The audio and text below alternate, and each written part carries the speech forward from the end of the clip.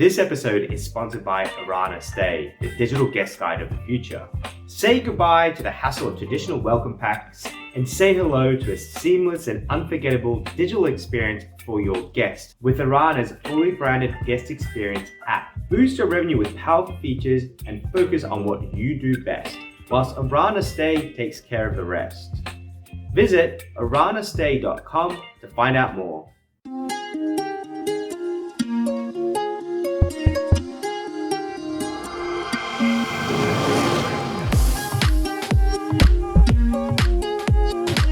Okay everybody, welcome back to another episode of the Accommodation Show. This week I'm joined by the wonderful Tim Mortimer from B&B Made Easy. Welcome to the show. Thank you for having me, Bart. It's a pleasure to be on this show. I've heard about you for roughly about a year and a half. I think one of the first times that you came up on my feed was when you were with my friend Julie George, and you guys were having a whale of a time. You took her around everywhere. There might have been a limo involved or not. I'm not sure, but there was definitely champagne. I'm really excited to finally get you onto the show and get you talking about what you do in B&Bs. So thank you so much for joining me.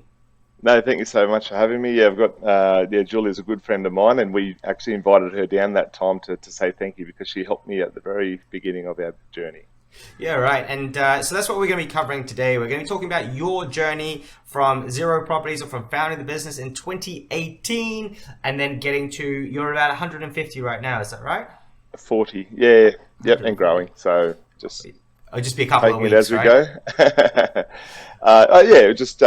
We've got some sort of growth plans in place, but also considering our current clients and bookings at the moment, we're just taking what we need and what is suitable to the market, and just plugging away, exploring other ideas as well, which is really exciting. Yeah, and that's actually really interesting because I actually have found that quite a few property managers are really changing their strategy this year, and it actually started sort of mid-year last year, where they've been a bit more selective about their portfolio of properties and what they're going to bring into their business. Yeah, I'd agree, and that's a lot to do with the expectations of guests and travellers these days. You know, if they find a property that's not going to be not going to add to their experience or be their dream holiday or whatever, that they'll review it badly, and that counts against, or in our case where we host all of our properties on one account, it counts against all the other properties as well. So you need to consider the property that you're taking on, and it needs to be high quality for it to work. Yeah, so gone are the days where you could just kind of find almost anything, put it on to an OTA and off you go. Yeah, or for us definitely, because you do have to start. And you know, you kind of want to grab everything when you start, but you learn quite quickly that in a way it may hurt you more than do you justice. So keep your quality high is definitely something that we focus on. Yeah, look, I'm so tempted to digress into this topic because I really enjoy it, and I like to think about what people are doing kind of moving forward, and I think we can circle back to it. But Tim, give us a bit of an introduction about yourself, what your background is, and how you got into, let's call it Airbnb or short-term rentals. Yeah, so I'll keep this as quick as I can, but there's a lot of good information there as well. So I was a school teacher. I'm here in Orange in New South Wales, which is a regional area. It's thriving, which is great. 3 hours west, or 4 hours, 3 to 4 hours drive west of Sydney. So a nice weekender sort of place to come and stay, beautiful seasons and everything. So then being a teacher and just thinking the way I do, I saw the opportunity for a short-term rental management business. I actually thought of it in my brain, and then 2 split seconds into a Google search to understand that these exist all around the world. Orange is not your typical holiday spot, or hadn't been. It's developed a lot since in the past 10 years. So idea came up. I just reached out on social media and just said, hey, is anyone doing this? And then a lovely lady by the name of Julie George said, give me your phone call. I'm doing this in Cairns at the moment. We're having great success, and you know how generous she is. She's amazing. She's an incredible woman, and that was before she sold her business. So she just inspired me to give it a go, and the numbers lined up for me, and that's what I did. I gave it a really good go. Sorry, I was going to say, isn't it incredible how important it is to have someone just to have your back and say, I'm doing the same thing. We're in this kind of together. Like it gives you that confidence to at least give it a go, right? Yeah, and what you like, a lot of people out there, even watching this, might find themselves quite lonely in the path that they're taking. So it's really important as far as that goes, just to have someone to talk about things that are involved in your industry, and maybe in your local market that's not it because they see each other as competitors or whatever. But you need to find someone that you can run ideas off and get experience from, and use as a mentor as well. And Julie was mine; she was amazing, and a very big part of the reason that we're here today in this capacity. My model, I must say, is completely different to the one that I started with hers, because we've adapted to our environment along the way. So that's been really interesting to see play out. And yeah, it's me and Julie.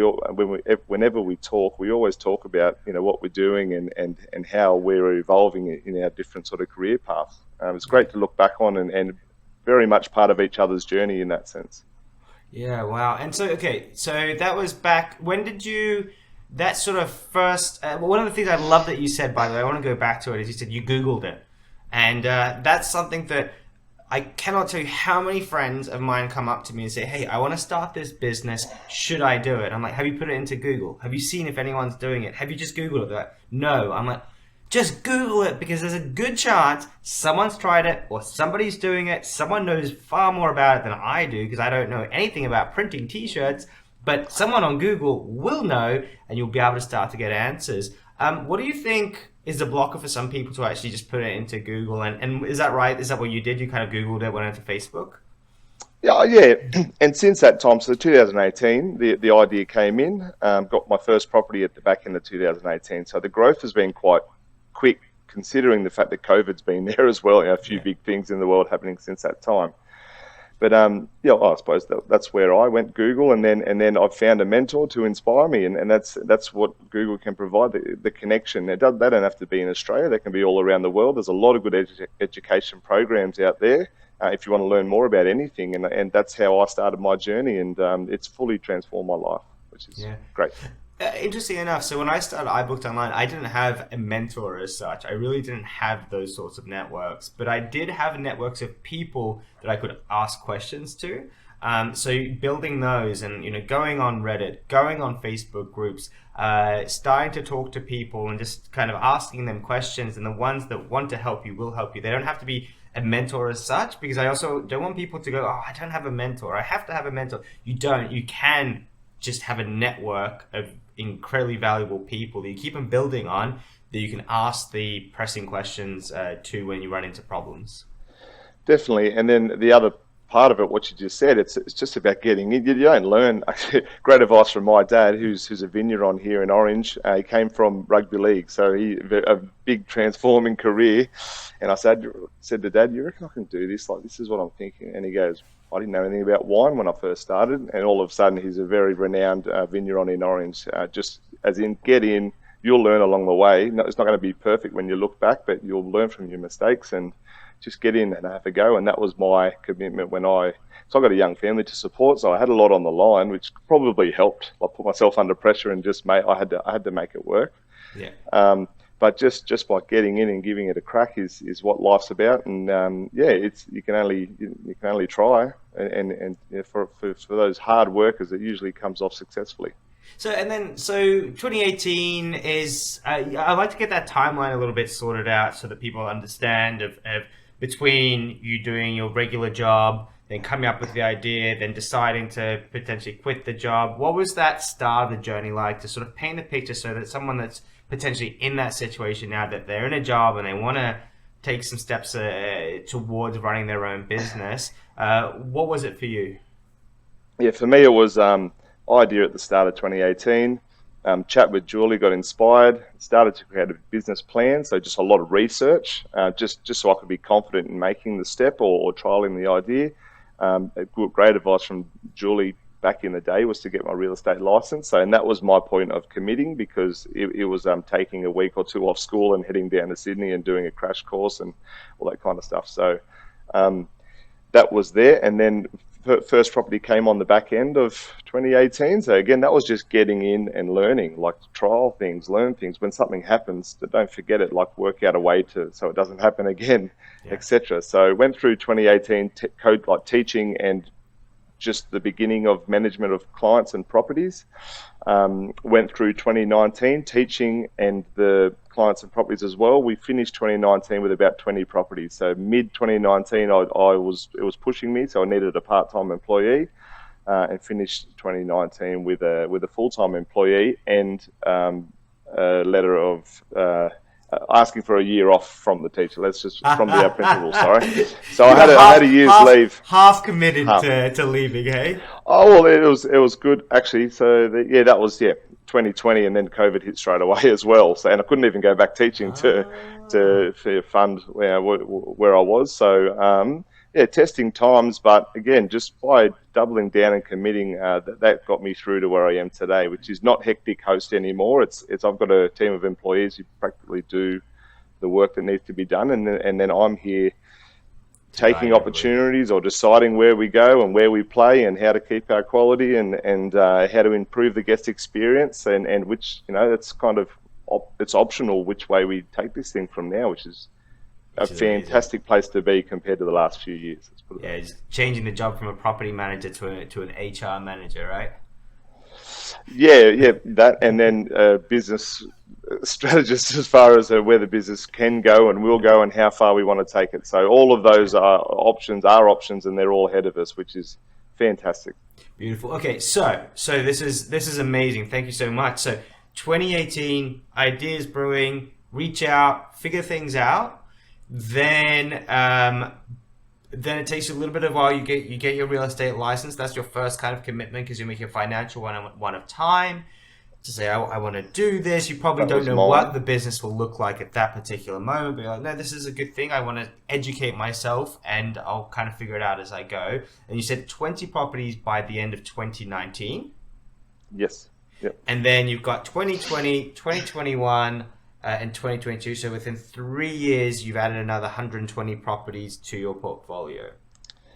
Yeah, yep, a lot of work behind that, but yes, it almost makes me shiver. But no, but again, the probably a great piece of advice that I can pass on is that if you work hard building the foundations right, then that'll be much easier once you get bigger. Because now I've got my team working to my standards that I want them to work to the core values that I want them to behave to, and I don't have to keep going back to them and correcting things. They just do that. They're allowed to do that. They're licensed from me to do that, and it just allows me to then be working on the business, which is one of the greatest goals in business. So.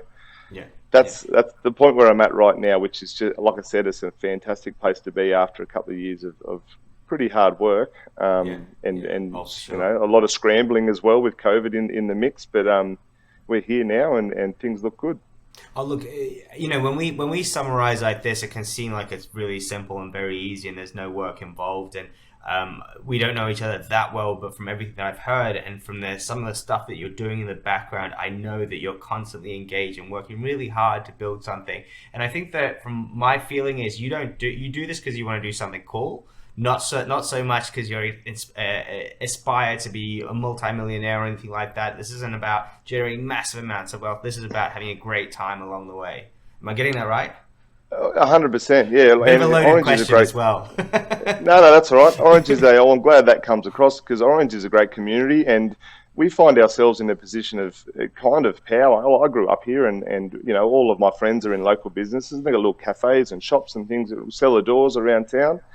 We're at a point where last year we hosted 30,000 guests, and we have their emails, we have their phone numbers, we have their reason of travel, and we can retarget them and invite them back. We can give them local tips, and so we find ourselves in a great, fantastic position of power. We can encourage them to spend in the region before they even arrive, through our messaging towards them, and then while they're here in the homes, a great guest experience, so then they can leave and tell their friends and want to come back. And pretty much, I suppose, to help ensure that, you just got to make sure your quality is really high from the start. Your standards are really high, because that's the way to ensure longevity in this short-term rental game, I believe, with the guest expectations changing from COVID Yeah, and and things like and that. I can imagine that that's something that you learned along the way as well. That maybe from the start you didn't appreciate which bits were the most important because you didn't get that guest feedback, and you get the guest feedback, and you're oh god, we got to do things differently and build that foundation. I really want to help people with building a foundation because you said I got up to 20 properties. I was still okay. I imagine at that stage you may have had some systems. I'd like to know what you had in your sort of business stack in terms of technology, what you were doing when you were at 20 units, and then you decided to get that person on, and then as well you said build that foundation. So I'm trying to get that interplay going on because I also want people to know what the reality was of what you were doing rather than what you might want to have done, because I think a lot of people get really stuck on systems and process. I've got to build all this stuff, but they don't have any properties on, and they're going to go and hire, and they're going to do all these things. It's, well, no. Just get some properties, make some money, and then figure it out. Tell me about that foundation piece, and then getting that first person at 20 properties. Yeah, and that's such a great question, because it is so important for anyone starting. And like I said at the start, everyone's environment is different. What I've done is not going to work everywhere. I'm just adapting to the challenges and that growth mindset is what you need and what's going to help you through this. So from the very start, have a growth mindset.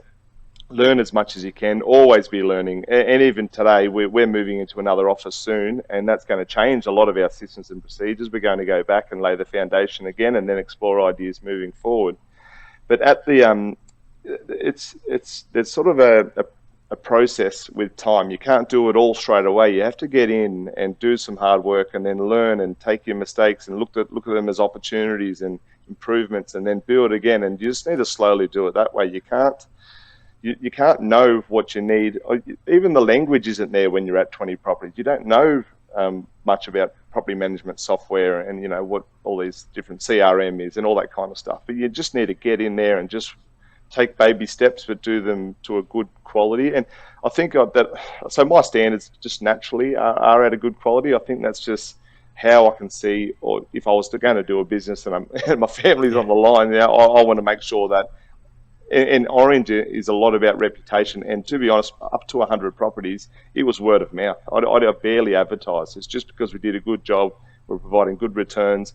Wherever we made a mistake, it was good communication, which is one of our core values. Wherever we may have made a mistake, it's a phone call to the owner and say, hey, look, this has happened, but this is what we're doing so it doesn't happen again. And people really appreciate that communication. Like, it's not us versus them. It's like we're in this together. We're a commission-based sort of model, so we are in this together. If you perform well, we perform well. Understanding that you're not going to be perfect from the start, but you've got to get in there and get into the grind. But what you do with information along the way is really what's going to help you move forward. Yeah. And then that first person that you got, those 20 properties, they came on part-time, and what prompted you at that particular moment to go, yep, I'm ready for someone, or I need someone? What was the chicken? Yeah, it was the workload on top of teaching. It was becoming too much. It was affecting my teaching, which I don't like as well. But it was also the communication throughout the day, which I couldn't do while I was at school, and it was also the organising of cleaners and changing the beds and linen and all of that. So I just needed that part-time person. I found them. They weren't in the role for long because their career changed. Like they had other plans, which is fine. And then I found a full-time person who was like a mother to the business. As soon as I started the interview, I knew she was the right person. She was going to be caring and help me with all our mistakes. Not mistakes, like learnings along the way. And just the nature that you need to be in hospitality, just a caring nature. And that was a great hire for me to start off. She's not with us at the moment. She has also decided to change her career. But yeah, just again, taking time to make the right decisions. Whatever falls in front of you, make the best decision off any information or data that you can get. And gut feeling is a big one in this game as well. There's a lot of times where I've had gut feelings and haven't followed them, And then I look back in hindsight, I said, "Oh, geez, I should have followed my gut feeling there." But yeah, again, learning from mistakes. That's it. Well, and I think that as a business owner, you need to put that into the math, into the numbers, is that you are going to fail a certain percentage of the time, and just be okay with it and go, all right, you know what, I will make mistakes, be accountable for them, don't make the same mistakes twice, learn from them, but just account for the fact that you are going to have to make mistakes along the way, with your money, with hiring people, with guests, with everything. But as long as you learn, you're going to be fine. But they do happen all the time. Definitely, and I think it's a mindset of understanding that not everything is going to go 100% perfect. So having a percentage in your mind that you can write off if it doesn't go well just alleviates so much stress in the future. And then, like you said, I think leadership is shown when you can be accountable for your mistakes, but also encourage your team to let them know that they can try things, and if they make a mistake, we'll revisit it and understand why, and we don't have to make it again. So that's a quite a key element in delegating and letting people do their own work, and letting their passion for the industry come into things, and understanding that what you're thinking, it might be fantastic, but there's other brains and other ideas and other experiences out there that might complement the business, and they need to be free to make decisions as well, and that will again alleviate stress. I'm all about alleviating stress. Look, and I think that when you get all those different ideas from people, when you're getting that fresh input, quite often as a leader or a business owner, you're quite siloed. You're on your own, trying to figure out these puzzles all day long, right? Of how to put things together. And then you get a new hire and they've got all these brand new ideas, like, oh my gosh, I can't believe I never thought of that. Or that they find new ways of doing things that are just better or different or might improve the process for you. Yeah, and again, it's that growth mindset. Come in with a different mindset, think of it a whole different way to what you have before, and you might. It was only recently I really committed to learning about this dynamic pricing tool that we're using. And then I found a mistake that I've been making for 2 years, and I had that mistake written in my procedures for 2 years. So, you've got to review things all the time. You've got to have an open mindset to even change. We've tried onboarding with a few different tech companies that just haven't worked, and we've just jumped straight off, just wrote it off, and we're better going forward without this tech company. So, that's the mindset it's just a growth mindset, and just analyze things as you go along, and use the information that you have at the time to make the best decision. Can you quantify for me in your mind what a growth, I can't even say it, a growth mindset actually means? Um, it is one of our core values, always be growing. So I've instilled that in our team as well. But it is, this is a very dynamic industry. There's new ideas. There's new ideas that will work. There's also new ideas that won't work. Knowing that you are in a way creating your own path. Understanding that experience counts, and other people have knowledge that you don't have, so you need to learn. You need to stay ahead of the game. In a summary, I don't know how to put that in a paragraph, but I don't know. It's just about being open and reviewing things along the way. And for learning as well. One of the tips that I got from a boss of mine was always, when you think about growth, think about scale. So everything that you do, you need to be able to replicate it at scale. So having multiple people doing it or doing the same thing again, so you're not doing the same task in a crappy way. You're doing it in a way that could be repeated for 100 times or 1,000 times, which enables you to have that growth.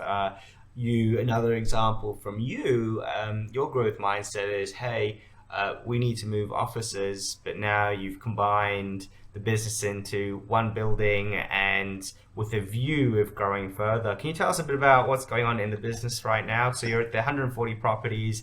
There's a few different elements. Maybe you can pull those all together and complete this story for me. Yeah, and this is going to complete it well, I think, because I started in my garage, which is always a cool thing. We were a garage business up until that 20 properties, and bursting the rims of my garage. So we found a premises, which was Julie's recommendation, and it's done wonders as far as just a trusted business established on the street, signs up with the new idea of Airbnb, which in the country Australia is pretty new. you need to trust someone in order to, with your biggest asset. So that worked, and this is the office we're in today. Where I mentioned before, where we pivoted away from Julie's model, was that we built our cleaning business in-house. We're not a coastal area that has cleaning businesses in Orange, and to ensure the quality, it just naturally had to be that way. Yeah. And during COVID, we weren't relying on any other businesses, so it was a really strong asset to have throughout the COVID period, to have our cleaners in-house, because I feel that if we were relying on other businesses, it would have been a bit scarier for us. We would have had to block calendars and things like that. So that was great. And again, this is just the story of B&B Made Easy. So this office I'm in now was the warehouse side of things, and then we busted the rims on this, and then we had to move them out to another like a little shed. That's actually quite big, and then I don't know. And then we're at the point now where we're looking towards the future. We know that travel's a little bit soft at the moment, but it will come back again well, especially in Orange, which is a really good place for future projects and things like that. So, and accommodation requirements. Yeah. Then we found a place for lease, a commercial premises that we could bring both of them together, and it was already pre-built with the warehouse component of it, but also offices in it too. A bold move, because it is much more expensive than what we're spending on all our leases at the moment. However, excuse me, we can see the benefits in bringing all of our staff together and creating a really synchronized business with the warehouse, and saving a lot of time and money and stress with like not having the division, as in a physical division. And then there's space in there too. And I suppose once you get an audience of properties and an audience of clients and an audience of guests, and then the little tweaks made or improvements made can have a huge ripple effect down the track. So we're now looking at, okay, we were focusing on growth before. Now we're focusing, not wanting to impact the housing market or anything. Now we're focusing on the guest experience and how we can encourage our guests to spend and support our friends in local business and have a great time themselves. So in that space, in the few spare rooms we have there, we're thinking upsells and all kinds of things, education as well. Like there's a lot of ideas there that we can then choose to take on. And we're also expanding into other towns as well. So, kind of a support base there as well. So. Yeah, look, the upsell and cross-sell thing, the experience based travel is a spot that's been underserviced in short-term rentals, from what I've seen so far. Actually, in most accommodation providers haven't actually extended that much into the experience space, and I can see that as a booming opportunity for business owners to actually make more money, and that's why I put together a course for it, which actually launched on Wednesday. So I get that, and I love it. Live and breathe it, and that's what the market is saying. Hey, I want it packaged. I want it catered for me. If I had never been to visit you guys, I would want that kind of experience where I don't have to worry about all the little minute details, or also not worry about missing out on some of the things that I should be seeing or doing when I'm in your area. Or wasting time, like not wasting time, but if these guys can give me all the recommendations, I don't have to spend 2 hours in my car on a Friday afternoon working out, trying to plan it, and then it all being too late because Orange is a busy town. And then again, I suppose in a way, it snowballs. So providing it helps with branding, obviously, because that'll be branded that way as well, which then might help with investors who are coming to town. They'll see this brand and we've got guests who stay in our properties. They just love a B&B Made Easy service, and they let us know that all the time.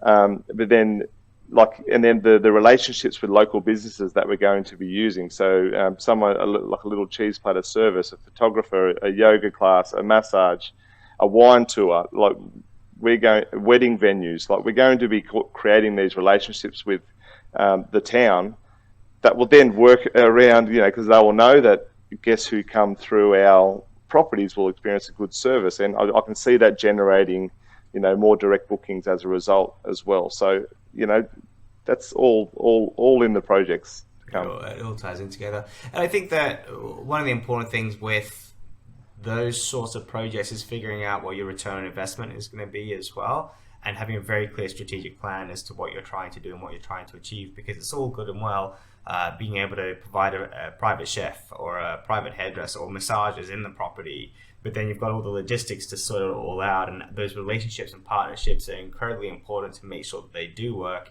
And then also, once you've created your packages or experiences, that it's communicated effectively with your guests, so that one, it's in target market, so you're talking to the right guests, but also delivering the right product for them, and they're going to have a great experience because then it's tied to you. So it gets a lot more complicated very quickly. But I think that as we evolve as an industry, it's the expectation of the guest which is going to make this a mandatory thing rather than an optional thing. Definitely, and very key to what you said there. We're still at that planning phase. We're not going to jump in. Well, this has been an opportunity of ours for 3 years to upsell and things like that, but we've been focusing on other things. We don't want to spread ourselves too thin. We don't want to do it poorly and then have a bad guest experience. So the whole idea of moving into this space and justifying it is the fact that we can then focus now on the guest experience and do it once and do it well. Yeah. And we're trying to find a tech company that's going to help us there too. So it's analysing. You're one step ahead of me. That's exactly where I was going to go to next, because you need the technology, the tech stack to be able to get your upsells and cross sells and all of that sorted. There are a few players that have come out in the US that I know. We can talk about that later on as well. But I would like to rewind a little bit, because we are getting very short on time. And I think there's a little bit more value I want to give people in terms of this sort of startup phase of the business. So one is we have to talk about is technology, and what technology you're using in your journey to get to where you are today. Yeah, great question, because that's definitely something that I would highly recommend people get right, or try to get right, or reassess along the way. Basically, and if you've been following shows like this, you understand technology is fantastic for the process, like take all the process work, and allows our humans to be human in the hospitality industry, which is also ensures the quality there. So I'm big on getting technology and paying for technology that is going to enhance the well-being of our staff, or not do the opposite, which is drain our staff. Create a good space, create a great guest experience, and a great client experience as well. So naturally, it's hard to understand everything from the start. What you do need is definitely good support. There's a lot of different tech companies coming out, and they're not all the perfect fit. They're all on their journey as well. So something that I take into it is you look at their support teams, you look at their strategic goals for the future, and how long they've been around, and what they're doing in their game. And that can all help give you confidence that they're not going to be a company that's then quickly bought out by someone else, and then things change. So getting that right, definitely. So just quickly wrapping those up, definitely communication. So we use Slack to as a business to talk to each other, and then as a project management tool, Asana has been fantastic for us, and we've got to that point. Love it. It's my favorite. I love it. It is my favorite. It's incredible, and it is a learning curve. It'll take you 6 months to get it right, but once you get it right, you can just see. Never look back. It saves you half a week, moving forward in stress and well-being and tasks and following things up. So you need to build the procedures up. All these good tech companies have good education with them too, so that they can support you that way. So a faster sort of process of onboarding. Yeah. What else we do? We've built up our cleaning business, so we're analysing. I won't say what we're using, but we're analysing that right now, because we think that there's improvements to be made there as well. Okay. But do you want me to continue going? Yeah. So I want to know about PMS. I mean, you don't have to name the company; it doesn't really matter. But PMS system is crucial. So property management software. It is crucial, and I'm 100% behind this company, Guesty, and Yoav Terrell at Guesty. He their support is. We changed PMS to Guesty during COVID, and with 80 properties at the time, and we were onboarded in a week. Just obviously that we had employees here who could work because they couldn't with service guests, but it's just the support. It's the it's a good leadership in the company. It's a happy culture. As in the global industry, they're a leader as well. And yeah, I've only got good things to say. They're not perfect. If something comes up, they're the type of business who will try and sort the problem out and be in touch with phone calls, like I said, which is really important for a business and your staff as well to keep things working. Are you using any CRM? Like I said before, we haven't really needed to market because it's been so word of mouth, so we're at the very start of a marketing department in our business, and we're building that up as we go ahead. So we're using one at the moment called Campaign Monitor, but I don't know enough about them to compare them or anything like that at this point stage in time. Ask me in a year's time and I'll probably almost be an expert. You can definitely have a chat with me. I've done a massive deep dive into CRMs because our company's actually the flip side. We need to have robust CRM systems to make it all work and fit it all together and track our leads, our contacts, whether I've talked to Tim or not talked to Tim. I might have even sent you an email. I actually did this. So our CRM sent you an email saying, hey, Tim, it would be great to meet you and that sort of thing. You're like, we've already met. And that was actually the CRM getting it wrong. Oh, yeah. It was automated, right? That. So we try to do things at scale because we just can't manage it. I can't manage around about 500-600 emails a day that I get. So how do I make sure that I don't miss crucial emails and that sort of thing? So CRM is there's some really great options out there, and highly recommend anyone that's getting started on their journey that you at least have something that's free to track your leads and your contacts, because that becomes very valuable in the future, especially if they say no to you when you first start out. 2 years down the track, you want someone to be able to talk to you and say, hey, we've improved X, Y, Z. We know all this stuff. Please talk to us. So all of your leads that you've ever had in your life, in your business, if you had good visibility over them, when you do go to market yourself, at least you know who's where, what kind of properties they have, and that sort of thing. I'm digressing awfully. Now, I was going to say a really good example of how we're still on our journey and we're still learning. Like that's perfect. Yeah, awesome. So, and then obviously pricing tool, you just recently picked one up, or have you had it for a little while? No, I've had one for a fair while, but we use Price Labs. They integrate with Guesty very well. As far as I'm concerned, they're leaders in the space as well. I haven't tried any other ones by any means, but Price Labs has kept us satisfied, and I 100% recommend it or a pricing tool to anyone who's not using one at the moment. Fantastic.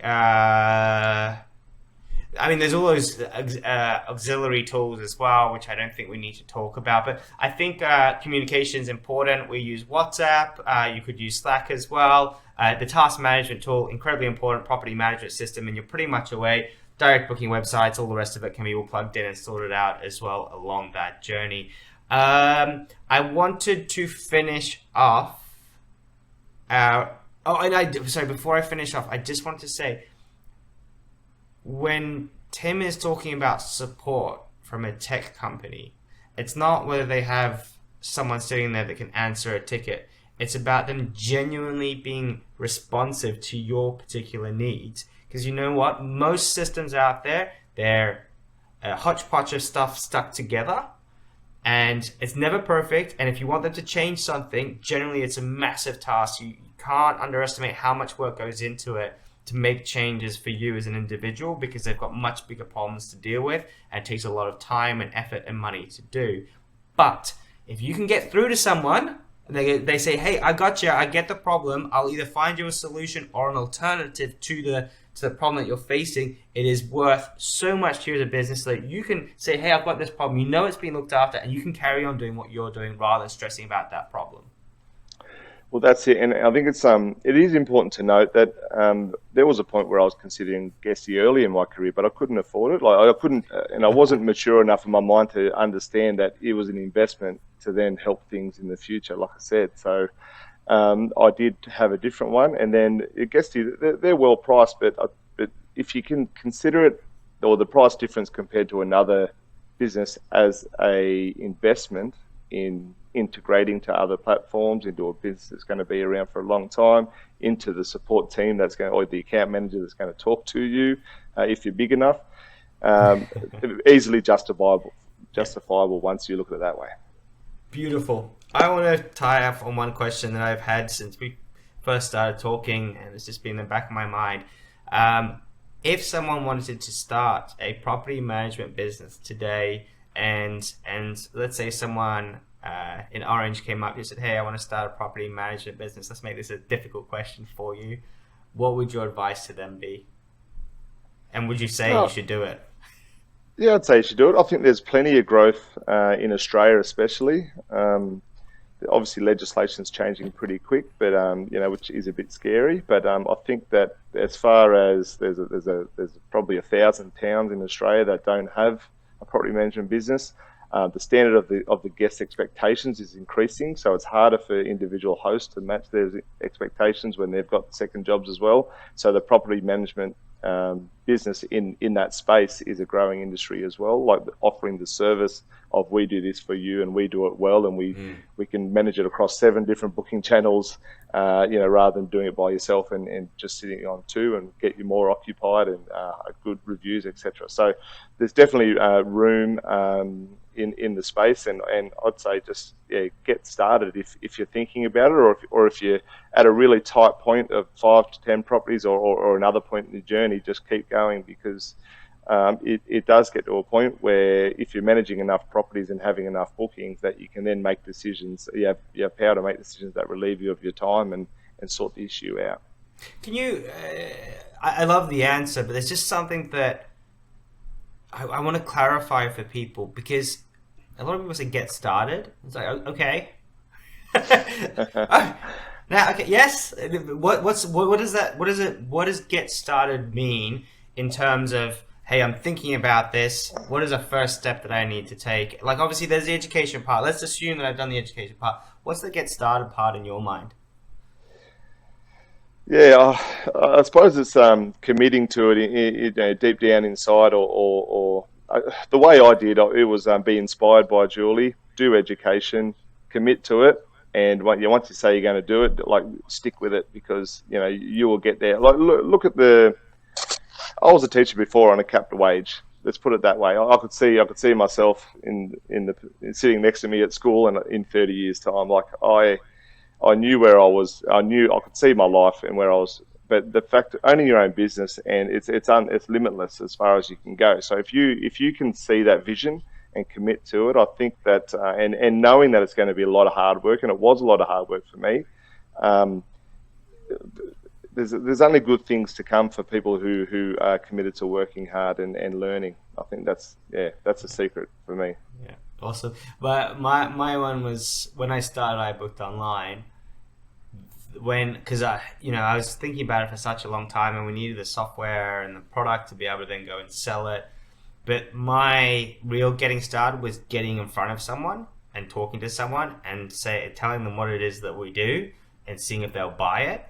And when they went, yeah, I'll do it, that was when I was like, oh, okay, I'm started now. That's when I was like on the road, calling people up, booking appointments to go and see them and talk about. I didn't. I felt confident enough to talk about it, but I was terrified about not being able to deliver on what I had said, because I didn't know. I've never done it. I've Didn't never know. done Yeah, my first yeah, website myself for my own company, right? You've never managed a property for someone else until you've done it yeah. that first time.